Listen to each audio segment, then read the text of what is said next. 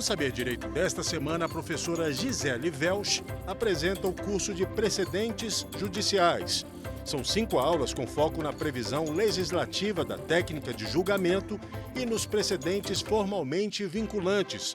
Você vai conferir também os detalhes da repercussão geral no recurso extraordinário, de competência exclusiva do Supremo Tribunal Federal, e a relevância da questão federal no recurso especial. A aula 3 já está no ar.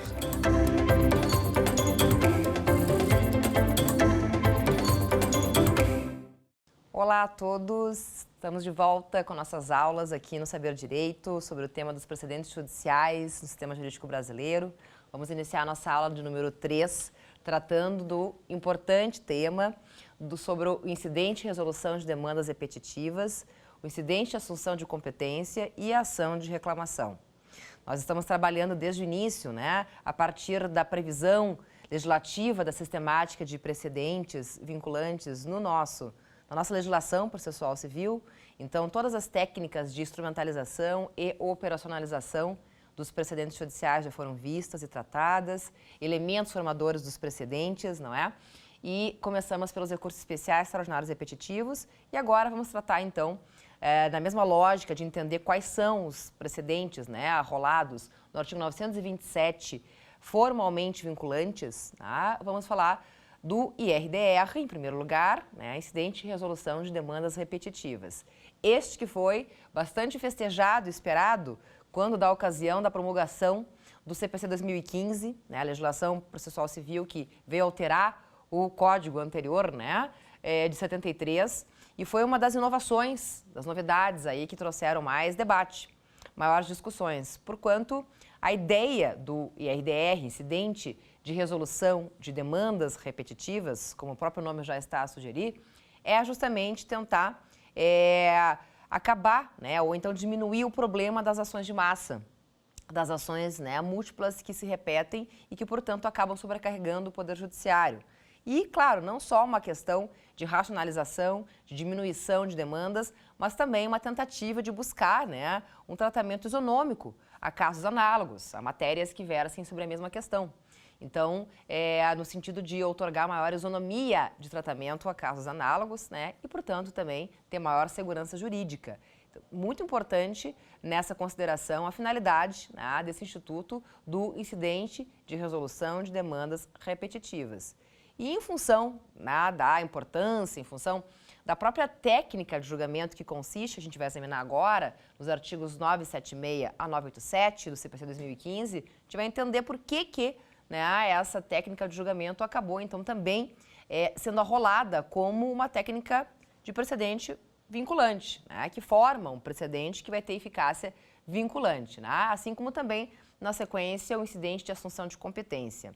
Então, vamos passar a examinar nossos slides aqui para a gente entender a previsão legislativa e também toda a técnica de julgamento que constitui o incidente de resolução de demandas repetitivas. Como eu já referi, a previsão está nos artigos 976 a 987 do Código de Processo Civil e a grande ideia é a possibilidade, e chama incidente por isso, porque na verdade não é uma ação autônoma que vai se instaurar. Já tem uma ação tramitando, já existe um processo e, em função da verificação da existência de potencial daquela ação se repetir, do potencial de multiplicidade, do potencial repetitivo daquela matéria, exemplo, uma relação de consumo, por exemplo, essas questões que transcendem a esfera individual e que, portanto, podem trazer várias ações tratando da mesma questão para o Poder Judiciário, quando se verifica esse potencial, é possível instaurar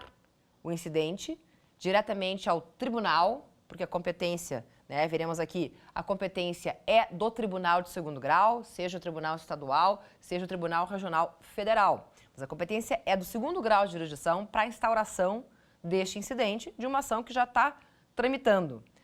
E essa iniciativa dessa instauração desse incidente pode ser pelas partes do processo originário, por meio de seus advogados, Ministério Público, que é o órgão que tem legitimidade para tutelar direitos transindividuais, Defensoria Pública, na mesma perspectiva que o Ministério Público, pela sua função institucional, podem aí, então, fazer a instauração, ou o próprio juiz, né? Juiz, relator, também verificando o potencial repetitivo, a necessidade de assegurar isonomia de tratamento a casos análogos, né? Segurança jurídica, pode pedir instauração do incidente. A diferença é que se for por meio, né, quem tomar a iniciativa for advogado das partes do processo originário, Ministério Público, Defensoria Pública, é por petição. Se for o juízo, tá, do processo originário, então será aí por ofício, né? Então, claro, a gente vai ver agora aqui na sequência, mas são esses legitimados ativos, tá? Quais são os requisitos, segundo o artigo 976, para a instauração do incidente de resolução de demandas repetitivas? Multiplicidade, né, potencial de múltiplas ações sobre aquela matéria, sobre aquela controvérsia. Risco, portanto, de ofensa à segurança jurídica e isonomia. E, naturalmente, que a questão tratada, a questão debatida seja somente de direito, né? Aqui não precisa ser necessário a análise de fato, tá? Então, essa mesma questão que está sendo debatida e repetida em várias ações, ou que tem o potencial de ser repetido em várias ações, tem que ser meramente de direito e não de fato, tá?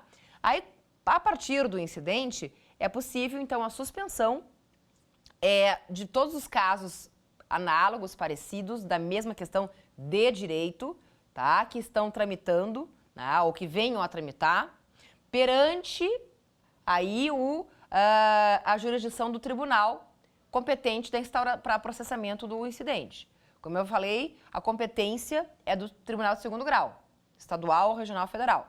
E aí, quando é feita a instauração do incidente, ele é admitido, se suspendem todas as ações, tá, que estão em trâmite ou que venham a tramitar no âmbito de competência deste tribunal, estadual ou regional federal, né, que verte sobre a mesma questão de direito e que sejam capazes de gerar insegurança, né, jurídica em razão da coexistência de decisões conflitantes. Imaginem só se não for possível racionalizar, concentrar, né, já que são várias ações que tratam da mesma discussão, mesma questão de direito, vai mudar só as partes e o valor envolvido, né? Se deixar todas tramitarem, além disso sobrecarregar o Poder Judiciário, que já está bem congestionado, ainda vai ter o problema de eventual ter várias decisões diferentes e até conflitantes sobre uma mesma questão. E isso fere isonomia, né? Isso fere segurança jurídica no que tange à estabilidade do sistema. E não é isso que se deseja, né? Não é esse o escopo, evidentemente, tá, dos precedentes, né, judiciais, e não é essa a previsão da Constituição Federal também, lá no seu artigo 5º, tá? Então, esse risco à isonomia e à segurança jurídica são os grandes requisitos para a instauração do incidente de resolução de demandas repetitivas, né? Lembrando que é importante que tenha, evidentemente, só a questão de direito envolvida, tá? Se for necessário analisar, pormenorizar ou então realizar produção probatória, análise de fatos, tá? Por meio de instrução probatória, aí não é mais possível. A questão tem que ser só a de direito, né? Envolver a questão de discussão de direito em tese. Então, verificação se um certo dispositivo legal, está sendo aplicado adequadamente, ou como ele deve ser interpretado e aplicado, né, no determinado caso concreto, numa determinada relação jurídica, tá? Mas basta examinar a questão da interpretação da lei. Agora, produção de prova, nesse caso aqui, já não é admitido. Então, esses são os grandes requisitos do incidente de resolução de demandas repetitivas. Bom, uma vez instaurado, como eu já referi, perante o Tribunal de Segundo Grau, que é o competente, tá? Ele vai gerar a suspensão de todos os outros que estão tramitando na competência do tribunal. Então, digamos que foi instaurado um RDR perante o Tribunal de Justiça do Distrito Federal, sobre a discussão, né, de qual deve ser a interpretação, a aplicação ou a extensão de uma cláusula, tá, contratual de um contrato de plano de saúde, tá, por exemplo, tá? Que é uma relação de consumo, né? Tem aí caráter repetitivo, portanto. Essa é a discussão e começam a chegar várias ações muito parecidas, ou idênticas, só mudando as partes, o valor envolvido, eventualmente, tá? Um juiz de primeiro grau, né, de uma comarca, Brasília, por exemplo, pode, verificando essa multiplicidade, né? Alegando isso e até juntando documentos comprovando para o Tribunal do Distrito Federal, né? Ó, aqui tem um potencial repetitivo. Só eu, sozinho, já recebi 20 ações iguais. Então, eu vou oficiar para o TJDF do Distrito Federal e vou pedir a instauração do incidente para que lá se forme, né, uma decisão que vai ser paradigmática, que vai se aplicar a todos os outros casos que versem sobre a mesma questão aqui, né, no Distrito Federal, que é o âmbito de abrangência desse tribunal, perante o qual está instaurado o RDR, o Incidente de Resolução de Demandas Repetitivas. Aí, nesse caso, sendo ele admitido, né, estando presentes os requisitos, risco à ofensa à segurança jurídica, né, a ofensa à segurança jurídica e a isonomia de tratamento a casos análogos e comportando a discussão somente análise da matéria de direito, que é fundamental, né, aí o incidente é instaurado e todas as ações que tramitam no âmbito do TJ correspondente, no meu exemplo, do TJ do Distrito Federal, vão ser suspensas, né? Vão ficar no aguardo da resolução que vai vir aí no final do julgamento do RDR. Uma técnica muito parecida com o que a gente viu na aula passada sobre o julgamento dos recursos especiais repetitivos. Tanto que o artigo 928 classifica o RDR, Incidente de Resolução de Demandas Repetitivas, e os recursos especiais repetitivos como casos repetitivos. E, portanto, as previsões, todas as questões processuais se aplicam, né, de igual maneira para um tipo de técnica de julgamento quanto para o outro, tá? São ambos casos repetitivos. Vai ter amplo julgamento esse RDR. A ideia é que se admita também participação de órgãos, entidades, né, sociedade civil, como amicus curiae, tá? Pessoas interessadas com interesse institucional, órgão, entidade, né, que possam contribuir tecnicamente para a discussão da controvérsia. Isso é bastante importante para qualificar a formação do precedente da decisão, como já foi dito, né? Também vai caber em RDR, assim como tinha a previsão do 1038 para os recursos especiais repetitivos, nós temos o 983 para a previsão do RDR, né? Para a participação de terceiros, para a participação do amicus curiae. A gente vai ver agora na sequência aqui, no próximo slide, em específico, tá? Esse trâmite aí, como é que vai se dar, acho que já está no nosso próximo slide já essa questão, sobre a possibilidade de participação do amicus curiae, né? A possibilidade de terceiro intervir e participar no sentido de promover a qualificação do debate, no sentido de promover a legitimação democrática. Também a conclamação de audiência pública, acho que na sequência vai vir aqui, né? Mas já vou antecipando, a possibilidade de conclamar, né? Aí, ó, audiências públicas também na intenção, né, com o objetivo de promover o diálogo democrático, ampliação do diálogo. Então, né, a sociedade civil podendo participar do julgamento já do RDR, tá? Então, são ouvidos interessados, pessoas físicas ou jurídicas, órgãos e entidades com interesse institucional na controvérsia, como a gente já viu, tá? Os quais poderão se manifestar no prazo de 30 minutos, isso é previsão do CPC, mas eu já disse, é importante observar cada regimento interno de tribunal, para ver como é que fica essa organização de prazos e manifestações, divididos entre todos, sendo exigida a inscrição com 2 dias de antecedência para manifestação na sessão de julgamento, tá? Essa previsão está no artigo 983, 983, 984, inciso 2º, a linha B do CPC 2015. E aqui que eu tenho, então, nesse 983, aqui que eu tenho justamente a previsão, né, em específico da participação do amicus curiae no âmbito do RDR, que também é muito importante, que também tem, assim, né, um alto valor para critério de legitimação democrática, como eu já falei antes também, no caso dos recursos especiais repetitivos. Então, 983, o relator ouvirá as partes do processo, né, que gerou a instauração do RDR, tá, no tribunal, e demais interessados, que seriam os amicus curiae, inclusive pessoas órgãos e entidades com interesse na controvérsia, que no prazo comum de 15 dias poderão requerer a juntada de documentos, bem como as diligências necessárias para a elucidação da questão de direito e não de fato controvertida, e em seguida manifestar-se-á o Ministério Público no mesmo prazo.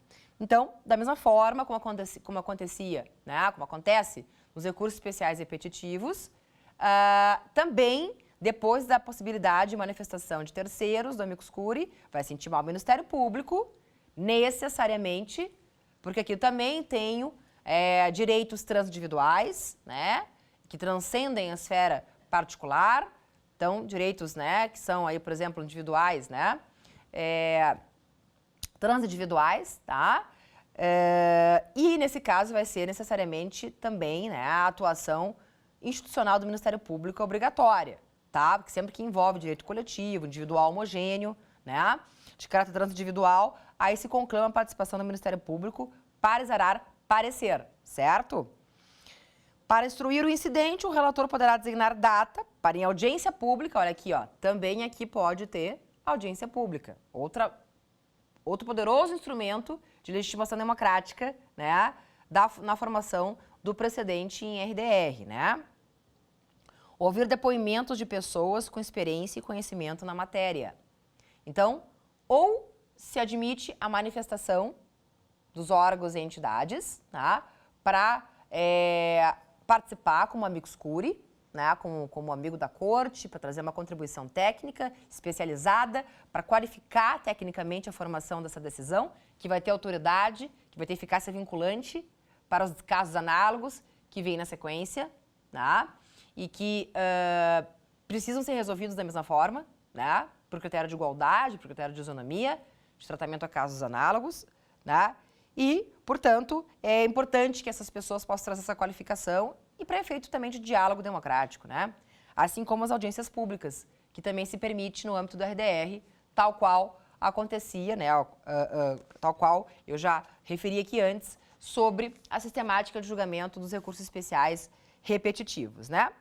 Concluídas as diligências, o relator solicitará dia para o julgamento do incidente.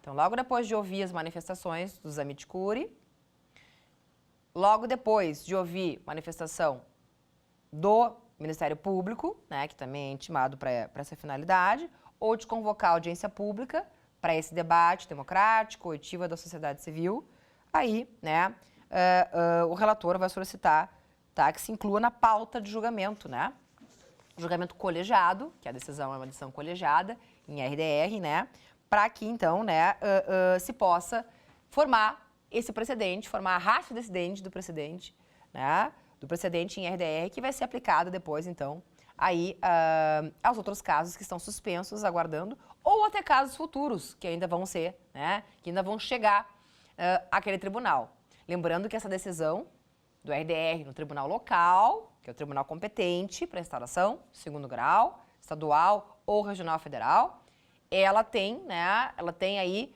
amplitude local, tá? Ela vai ter repercussão, a decisão vai ter a aplicação no âmbito de competência do tribunal local. Agora, se do acórdão do IRDR, né, que é uma decisão colegiada, se esse acórdão é atacado por recurso especial para o STJ ou por recurso extraordinário para o STF, naturalmente que daí de lá, sendo processado esse recurso especial, o recurso extraordinário, né, a decisão acaba tendo abrangência nacional, né, porque afinal de contas passou a ser aí pacificada, né, ou então confirmada pelos tribunais, tá, superiores, certo? No caso do recurso especial, necessariamente já vai chegar no STJ sob o rito, né, já vai ser afetado sob o rito dos repetitivos, claro, porque já vem do segundo grau como um RDR, que né, um incidente de resolução de demandas repetitivas, né? E chegando no STF, também já vai se presumir a repercussão geral, né, da matéria debatida, tá? E aí, naturalmente, esses recursos já têm efeito suspensivo automático, porque vão suspender o trâmite, né, evidentemente, vão manter a suspensão de todas as ações que versem sobre a mesma questão, agora em âmbito nacional, chegando no STJ e no STF. Tá? Daí vai ganhar efeito suspensivo por isso. Porque daí, em âmbito nacional, suspende o trâmite de todos os processos que versem sobre a mesma questão de direito, certo? Então, né, o relator faz a exposição do objeto do incidente, aí podem sustentar razões, como eu já disse antes, o autor, o réu, o Ministério Público, pelo prazo de 30 minutos, é o prazo de sustentação das razões, no julgamento, tá, colegiado aí do RDR, né? Os demais interessados, que são esses que são os amici curiae, no prazo também de 30 minutos, dividido entre todos, só que tem que ter inscrição com 2 dias de antecedência, como eu já referi, né? Também é importante essa inscrição com antecedência, tá? Para a sessão de julgamento. Considerando o número de inscritos, o prazo poderá ser ampliado. Então, né, se tiver mais inscritos, se amplia esse prazo. E o conteúdo do acordo abrangerá a análise de todos os fundamentos suscitados concernentes à tese jurídica discutida, sejam favoráveis ou contrários. Então, quanto mais completo forem, né, quanto mais completos os argumentos presentes, tá, o conteúdo do relatório, melhor aí para fins tá, de formação do precedente, né, da formação da ratio decidente, tá? Voltando aqui, então, para a gente dar continuidade à previsão, né, do que está aqui. O julgamento também é exemplo do que acontece nos repetitivos, tá? Tem prazo de 1 ano para que aconteça. Claro que pode passar esse prazo, pode ter prorrogação, né, de forma fundamentada. E para que se viabilize esse julgamento no prazo de 1 ano, tá? Então, se determina aí a preferência sobre todos que tramitam, né, ali perante o tribunal, exceto os que envolvam habeas corpus e réu preso, tá? Que é o artigo 980, né? A possibilidade de prorrogar, eu já falei, esse prazo de 1 ano, por decisão fundamentada, e a fundamentação é sempre na linha de que, né, há muita demanda, muitos processos, então é difícil o judiciário conseguir cumprir prazos mais exíguos, tá? E uma questão interessante para agilizar ainda mais, porque, veja, qual é a ideia, qual é a lógica? É que o RDR tenha um julgamento mais ágil, porque, afinal de contas, ele vai gerar a suspensão, né? Vai gerar a suspensão de todos os processos que versam sobre a mesma questão no âmbito de competência daquele tribunal, perante o qual o incidente está instaurado. Então, vejam que a ideia não é uma suspensão para o prazo tão alargado, né? Não é aí a ideia. Então, com esse efeito, para buscar essa agilização, também não tem cabimento o reexame necessário, a remessa necessária, que é o duplo grau obrigatório de revisão, né, de toda decisão contrária à fazenda pública, acima daquelas faixas que o 496, artigo 496 do CPC 2015 estabelece, né? Conforme eu tiver ou fazenda municipal, estadual ou federal, né? Então, condenações contrárias à fazenda determinam necessariamente a revisão obrigatória, o chamado reexame necessário. No RDR não vai caber, tá? Na orientação adotada em RDR, que é o 496, onde tem a previsão do reexame necessário, como eu disse, parágrafo 4º, inciso 3º. Por quê? Porque a ideia é agilizar o processamento do RDR, né? A ideia é justamente que o RDR tenha uma agilidade, que ele possa ser, né, evidentemente, que julgado no prazo de 1 ano. Só que ele tem que ter agilidade, mas não se pode deixar, como eu acabei de referir aqui, na análise do artigo 983, 984, não se pode deixar de se promover aquele debate, né, prévio, tá, democrático, com os eventuais interessados, com os eventuais amici curiae, os amigos da corte, que são aquelas pessoas, física ou jurídica, né, pessoas que tenham condições, órgãos, entidades, que tenham condições de contribuir.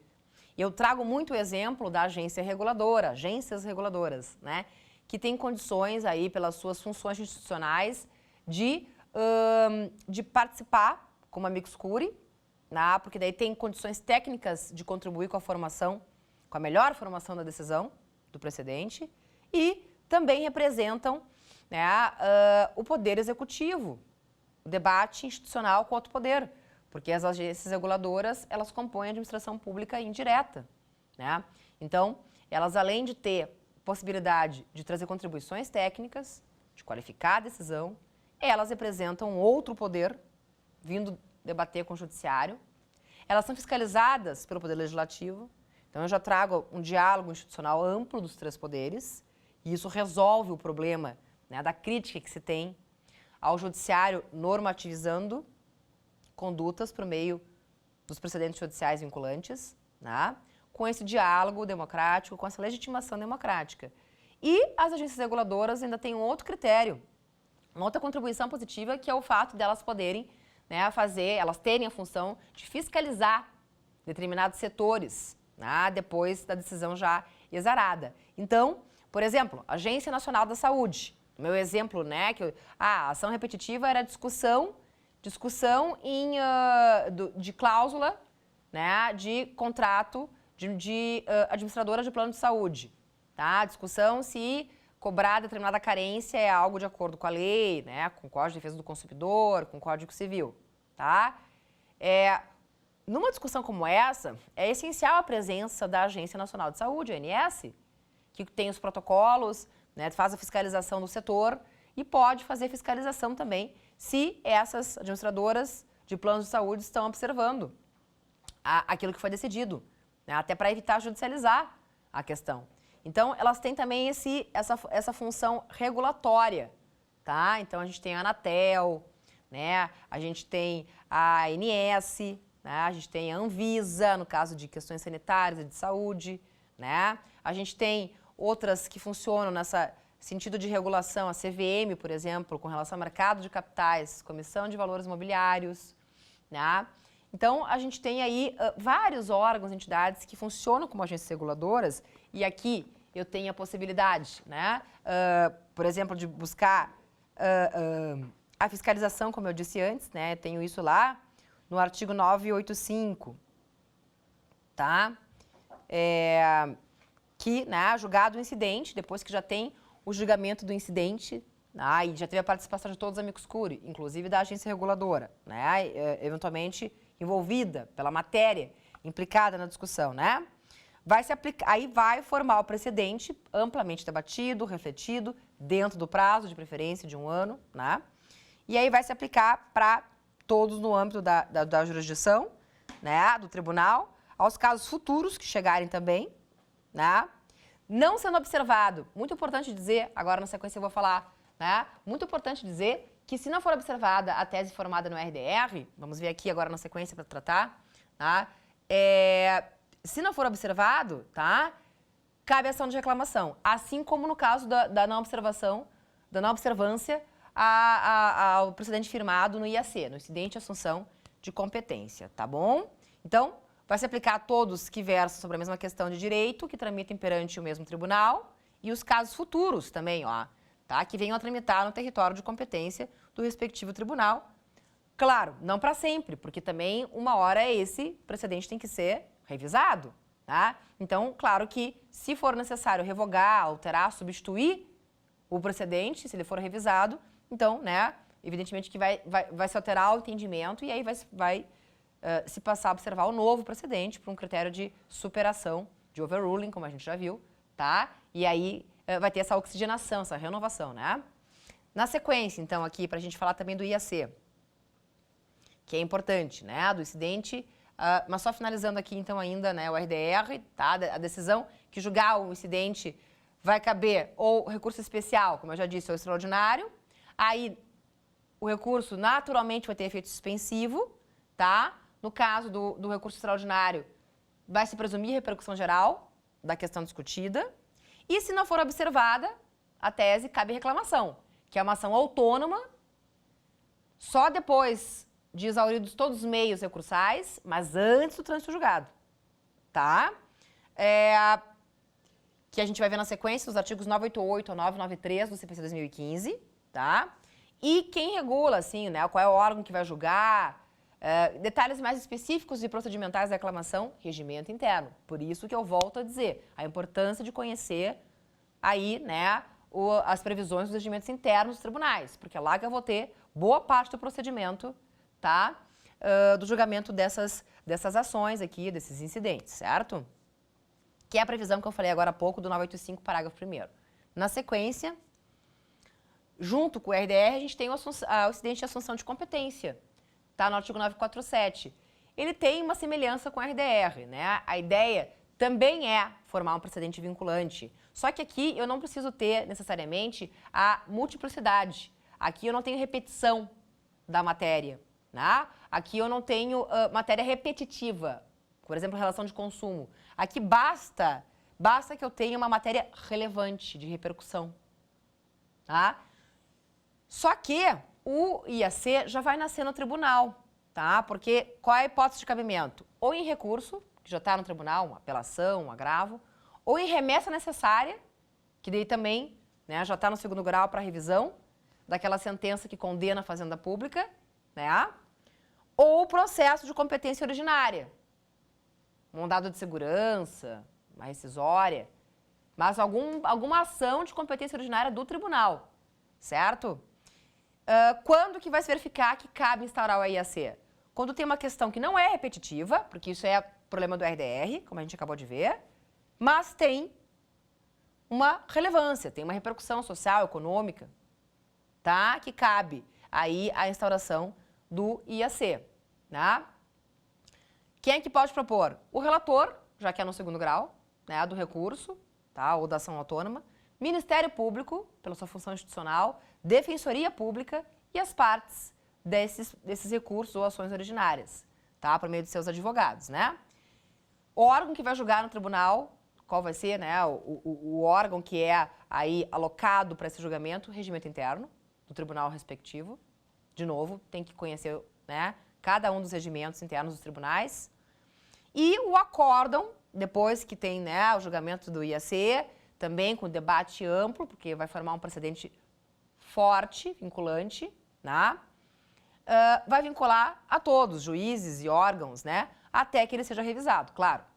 Porque a ideia é que revise, a ideia é que, né, esse precedente não seja aplicado de modo irrefletido para sempre, sem ter adaptação social, né? Sem ter aí contexto. Mas a gente vai perceber, né? A gente vai perceber aqui no 927, inciso 3º, que o IAC é um precedente forte também, né? De eficácia vinculante, tá ali no rol de precedentes formalmente vinculantes, tá?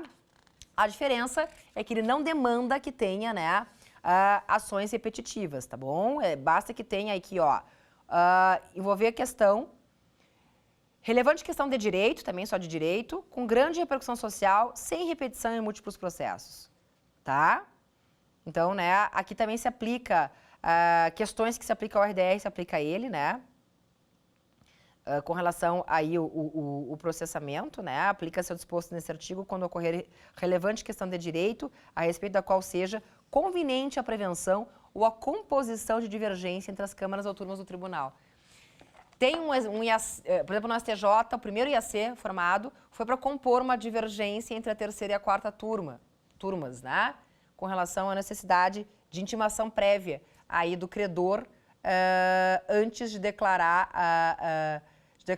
a prescrição intercorrente em execução fiscal, né? Que fulmina a fazenda, no caso, né? Então, foi um IAC importante, não tinha ainda multiplicidade repetitivo, mas era uma questão de repercussão, se instaurou o IAC, inclusive foi colocado como precedente qualificado no STJ, né? O incidente de associação de competência, para resolver essa questão. Então, para a gente, né, também concluir a reclamação, como eu disse antes, ela tem uma importância grande dentro da realidade, né, para o controle do precedente formado, tanto no RDR, no incidente de resolução de demandas repetitivas, quanto no IAC, no incidente de assunção de competência, né, tem aí uma importância bem grande no que tange ao controle, ou seja, se o judiciário, depois de formadas as teses, né, as ratio decidendi em RDR e IAC, e o judiciário não observa, não aplica adequadamente, cabe a ação de reclamação, que é uma ação autônoma, só que primeiro tem que exaurir todos os recursos cabíveis e não pode ser, né, depois do trânsito em julgado da decisão reclamada, tá? Está lá nos artigos 988 a 993. A ideia é preservar a competência de um tribunal que não está tendo, né, a sua competência, as suas decisões observadas adequadamente, e garantir autoridade de decisões e julgamentos, especialmente de RDR e de IAC, que são considerados precedentes fortes. O que isso quer dizer? O CPC dá força para os precedentes formados em RDR e em IAC, no sentido que ele diz, se não for observada a tese ali, a raça decidente ali formada, a parte pode manejar uma reclamação, seja para o tribunal que for, né? Se é para o STJ, né? Para o STF, mas para uma reclamação para obrigar que aquela tese seja aplicada, seja observada. Porque tem caráter vinculante, obrigatório, né? Então, são chamados precedentes fortes. É uma ação autônoma, não é recurso, como eu disse antes, tá? Quem pode propor lá pelo 988 são, né, qualquer interessado, né, que tenha algum tipo de repercussão, que tenha algum tipo de afetação, né, que vai sofrer as consequências da decisão, né, as partes do processo originário, tá? Ministério Público. E, claro, precisa ter o necessário esgotamento das vias recursais ordinárias. Então, primeiro, todos os recursos para buscar a correta aplicação do precedente, né, que ainda couberem, devem ser manejados, interpostos. Só depois é que vai caber a reclamação, né, mas ainda antes do trânsito em julgado da decisão reclamada. Então, se deixar transitar em julgado, já não tem mais como entrar com a reclamação.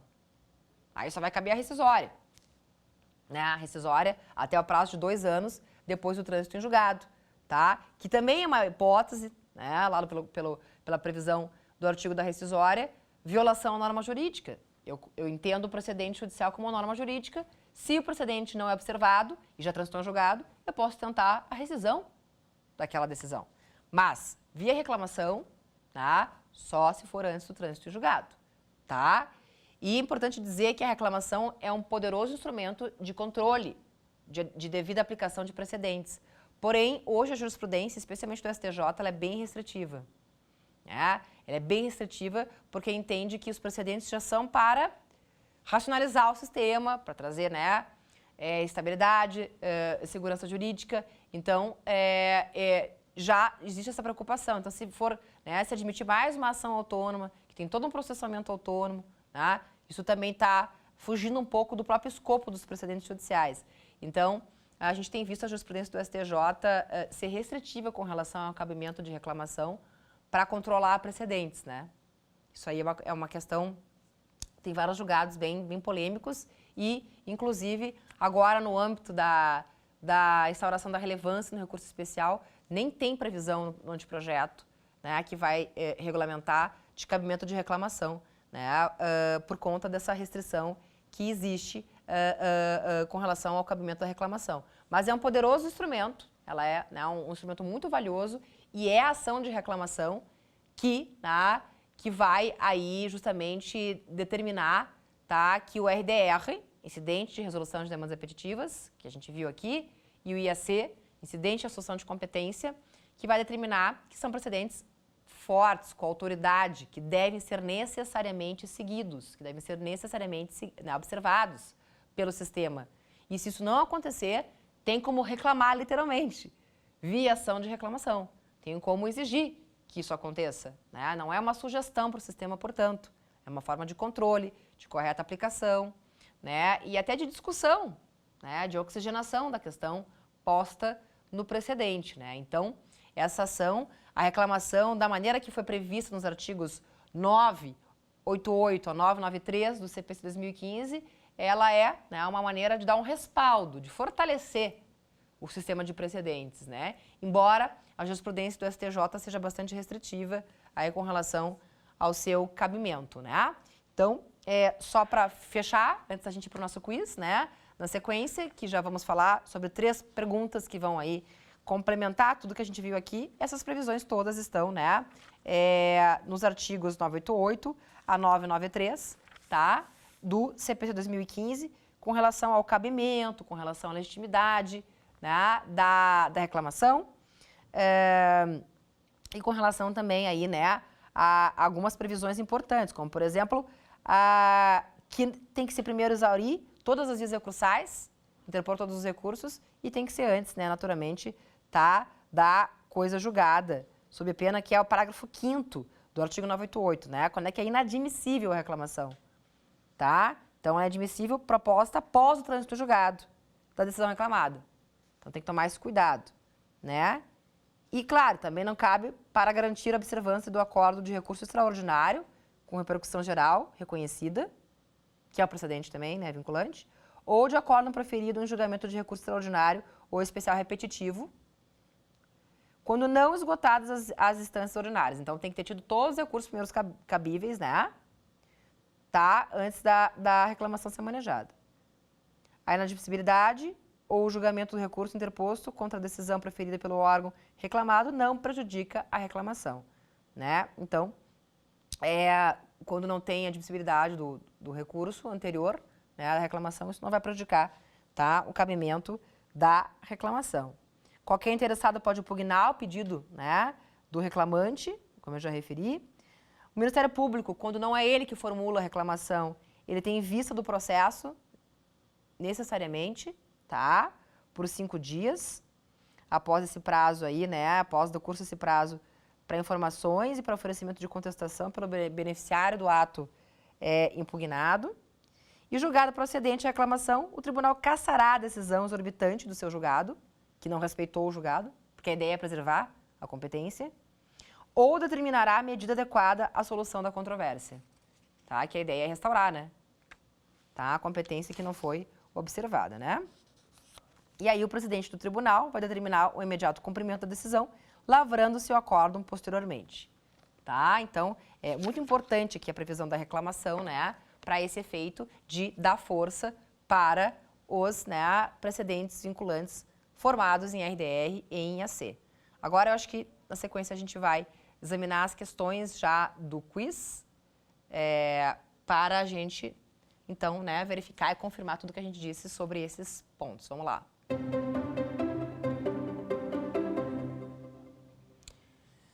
Primeira questão, sobre incidente e resolução de demandas repetitivas, previsto nos artigos 976 a 987 do CPC 2015, é incorreto afirmar que, então aqui, o que não é certo falar a respeito do RDR, né?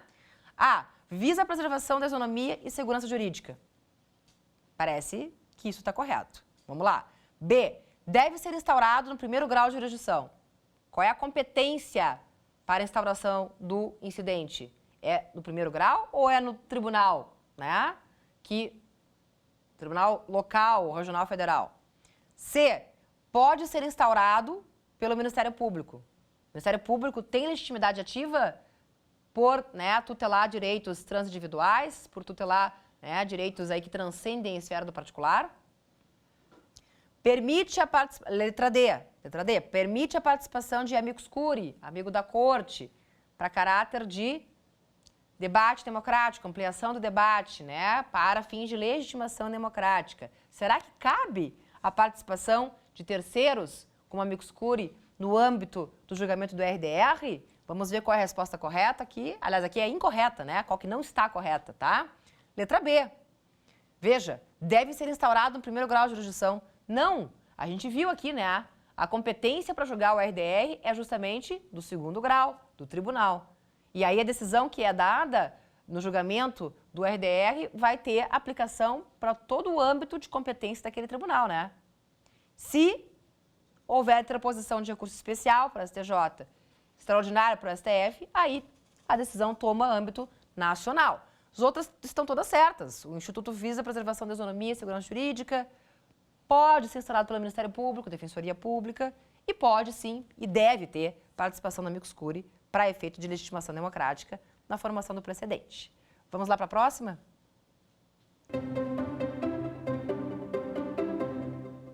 Sobre o incidente de assunção de competência, artigo 947, que a gente viu aqui, né? É correto afirmar que A, é admissível somente no âmbito dos recursos.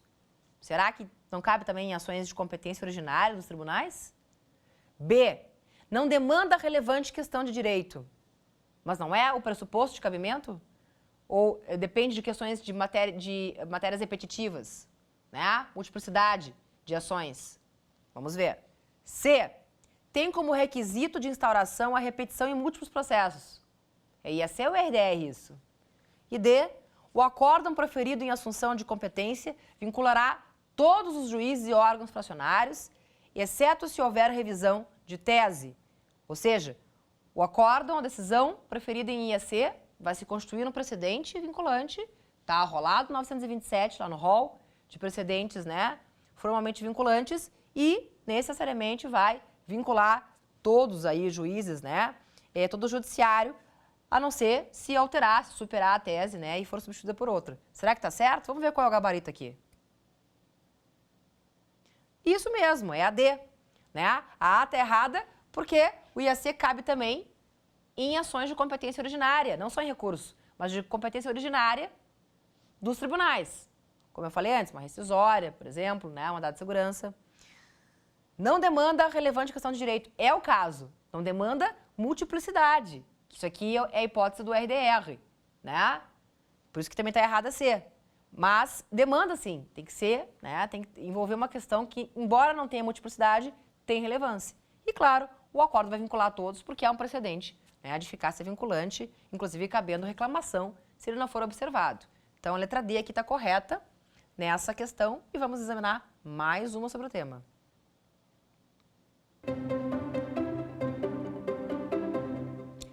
Vamos lá.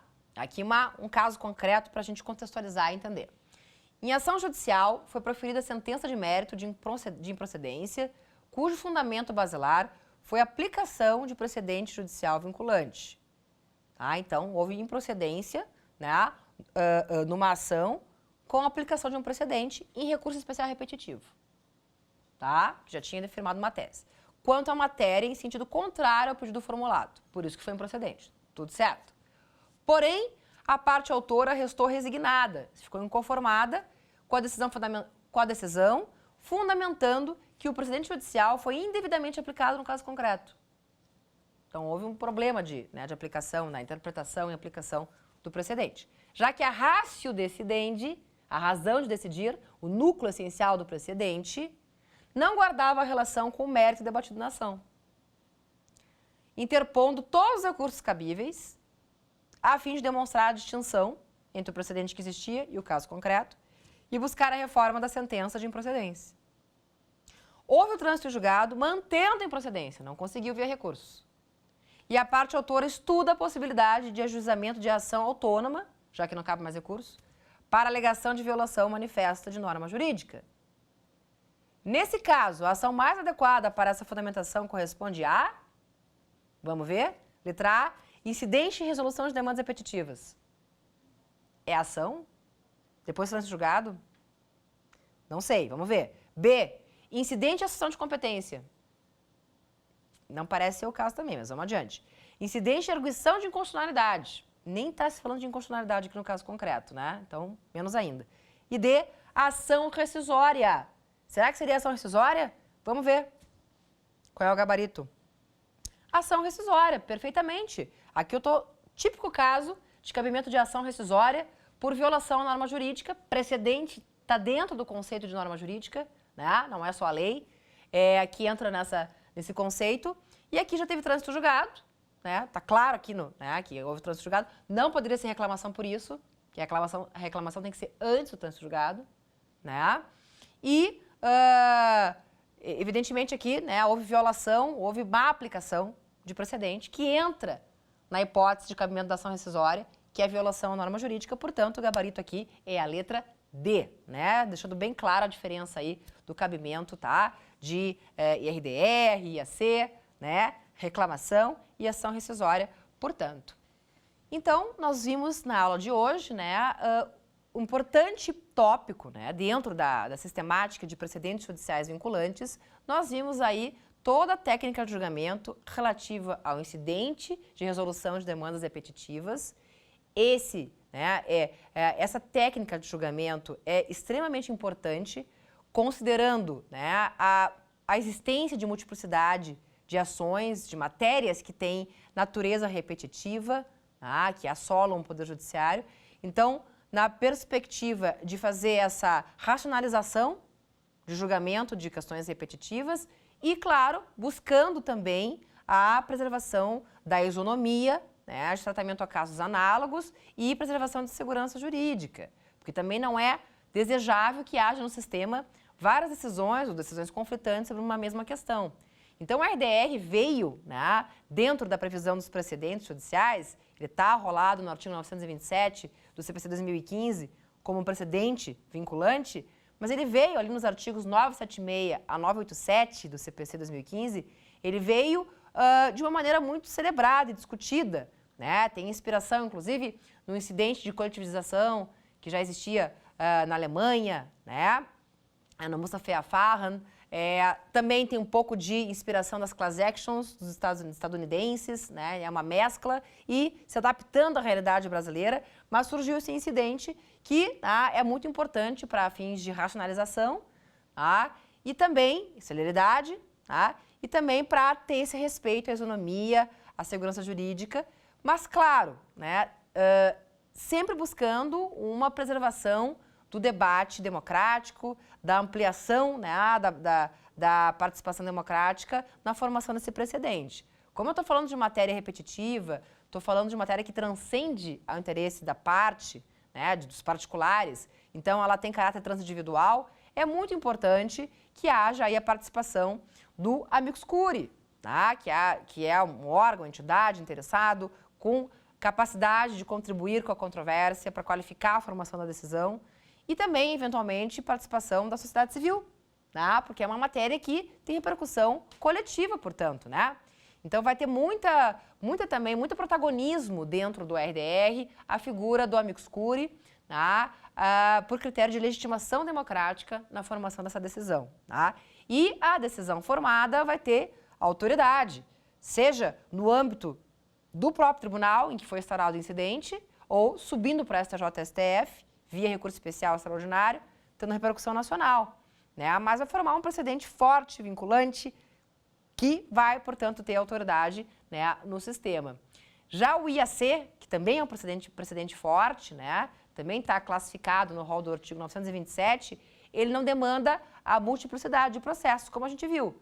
Basta que seja uma questão relevante, basta que seja uma questão, né, que tenha aí uma repercussão, uma importância, e que, claro, precisa ser pacificada, né, precisa ser resolvida via um precedente que vai ser respeitado, que vai ser observado aí pelo sistema como um todo, né? E, finalmente, a ação de reclamação tem uma importância muito grande, tem um destaque muito grande, tanto no cenário do IRDR quanto no cenário do IAC. E é por isso que tanto o IRDR quanto o IAC são chamados, classificados de precedentes fortes, porque se as teses ou ratio decidentes formadas ali, né, se elas não estiverem, né, sendo observadas e aplicadas pelo sistema, cabe ainda a ação de reclamação, para fins de controle. Então, a ação de reclamação tem a importante função de fazer esse controle, né, da devida e adequada aplicação de precedentes, especialmente em RDR e em IAC. Né? Lembrando que tem que primeiro exaurir todas as vias recursais, tá, ordinárias, né, para caber a ação de reclamação, e tem que ser antes do trânsito julgado da decisão reclamada. Não pode ter ainda havido o trânsito julgado, porque senão só vai sobrar, se for o caso, a ação rescisória.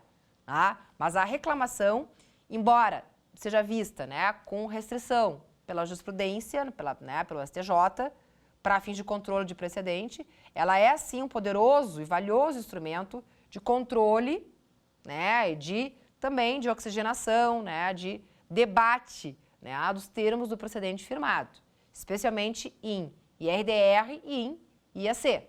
Tá? Então, a gente tem que pensar, por isso que nessa aula de hoje a gente viu, né, a sistemática de julgamento do IRDR junto com IAC, tá? Dois incidentes importantes, né, que estão categorizados como precedentes formalmente vinculantes, e a reclamação, que é uma ação autônoma, mas que existe para dar força, para dar autoridade, né, para dar aí essa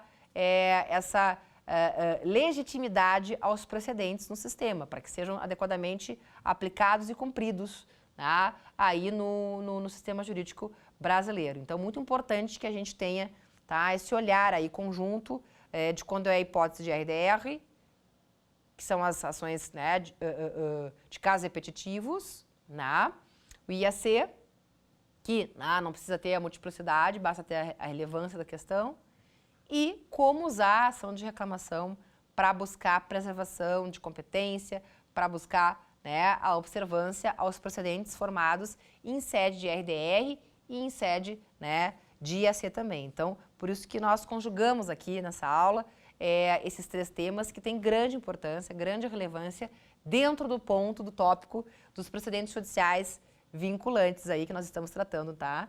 Nesse bloco de aulas. Obrigada e até a próxima. Quer dar alguma sugestão de tema para os cursos do Saber Direito? Então mande um e-mail para a gente, saberdireito@stf.jus.br. Você também pode estudar pela internet. Acesse o nosso site radioetvjustiça.jus.br ou pode rever as aulas no canal do YouTube, @Rádio e TV Justiça.